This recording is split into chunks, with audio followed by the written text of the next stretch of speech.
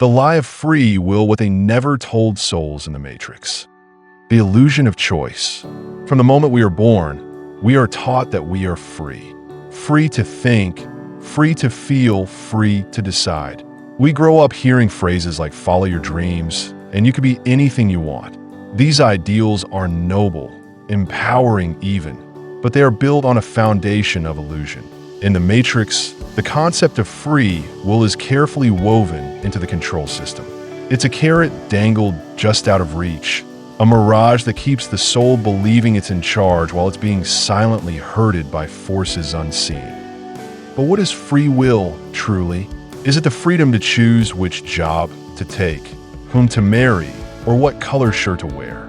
Or is there a deeper layer to this freedom, one that exists beyond the mind, beyond programming, beyond even the soul's own beliefs?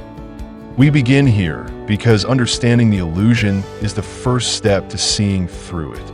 Free will, as sold to us in this world, is not about true spiritual sovereignty. It is about choice within limitation, deciding which prison cell feels most comfortable, not realizing you're in prison of the mind. The programmed mind. Before we even understand what a choice is, we're being programmed. From the womb, we absorb emotional imprints from our parents, many of whom are still carrying unresolved trauma from generations past. By the age of 7, the subconscious mind is nearly fully formed, and it acts like a sponge, soaking up beliefs, fears, and narratives that dictate how we will interact with the world. This is not random. The Matrix thrives on predictability, and so it molds minds like clay. Through education, media, religion, and social norms, it feeds the soul a narrative that keeps it disconnected from its true origin. Choices made by a programmed mind are not choices at all. They are reactions. Even rebellion is often part of the programming. The idea that you're choosing to be different can be a subtle trap, an egoic diversion from actual freedom. True rebellion isn't about changing the rules of the game. It's about realizing you were never meant to play the game in the first place. But keeping in mind, we choose this journey. Soul contracts and predetermined paths. Many spiritual traditions speak of soul contracts, agreements made before birth to experience certain challenges, relationships, or destinies. But are these contracts freely made, or are they part of a system that enforces reincarnation as a form of soul farming? The idea that we chose our trauma, our abusers, or our suffering can be empowering for some, but also dangerously misleading. If the soul is coerced, guilt, or tricked into making these contracts, are they truly made with free will? The truth is complex. Some contracts are made consciously, others are not. Many are recycled loops, repeated lifetimes with the same themes playing out endlessly. The Matrix doesn't want resolution, it wants repetition. Karma becomes the chains, and the contract becomes the justification. Even though we know better now, that karma is just another trap to keeping you returning again and again. The Matrix control system. The Matrix is more than just a metaphor. It is an energetic control system that overlays this reality.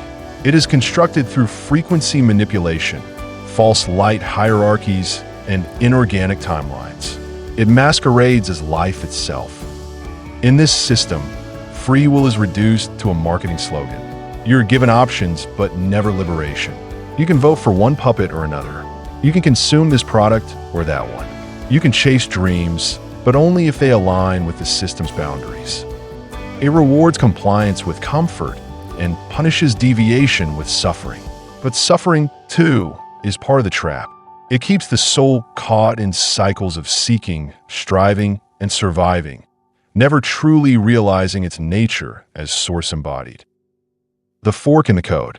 And yet, there are moments, rare, raw moments where the veil lifts. A panic attack that shatters the ego. A spontaneous awakening that disrupts the script. A fork in the code appears, a chance to choose something that was not programmed, not expected. These moments are often terrifying.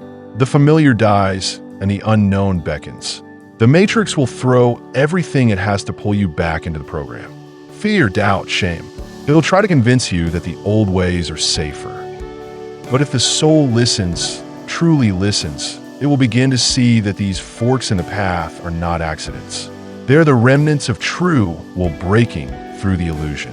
They are signs that not all is lost, that something real still lives within. Free will versus divine will.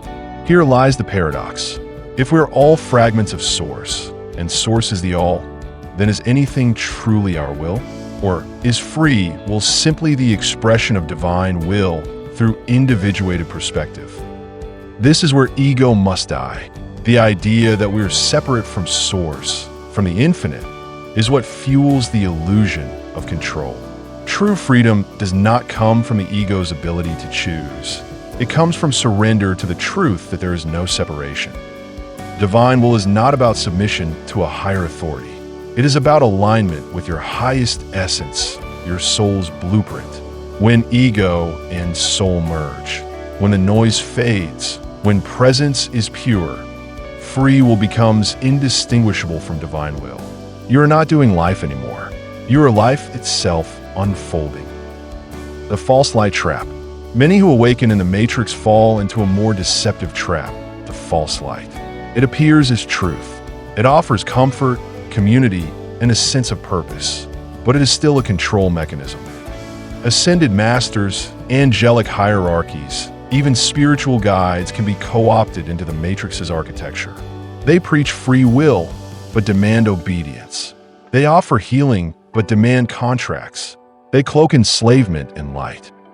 The soul must learn to discern resonance, to trust its own knowing above all dogma, to question even the highest frequencies. Because true light does not bind. It does not guilt. It does not demand worship. It liberates. Breaking the agreement. If contracts were made under false pretenses, they can be broken. If choices were made in ignorance, they can be revoked. The soul is sovereign, but only when it remembers. Breaking the agreement begins with declaration, not to any external force, but to yourself. A soul that says, "I no longer consent," is a soul that begins to reclaim its power. But it doesn't stop at words. Action must follow, detaching from toxic loops, cutting energetic cords, unlearning the programming. The matrix does not give up easily, but the soul, once awakened, becomes a frequency the system cannot contain. The real power of conscious choice. So what is true free will? It is not random choice. It is not egoic rebellion. It is not choosing between Pepsi and Coke. It is the ability to act from full awareness. True choice comes from presence, from alignment, from clarity beyond mind.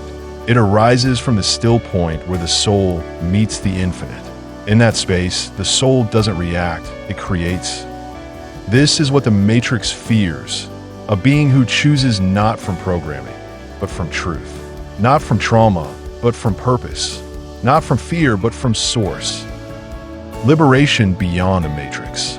Liberation is not about escape. It is about awakening within. The matrix may still move around you. The systems may still try to bind. But once you have reclaimed your will, once you have remembered your essence, you become untouchable. You walk in the world, but you are not of it. You choose, but your choices are rooted in knowing. You live, not to survive, but to express the infinite through the finite. And in doing so, you become the crack in the code, the glitch that spreads. A soul free, not because it broke the rules, but because it remembered it was never bound by them in the first place. This is the truth of free will. This is the liberation of the soul. This is the beginning of the end of the matrix. Should you choose it, live a high-frequency life and let the creation begin.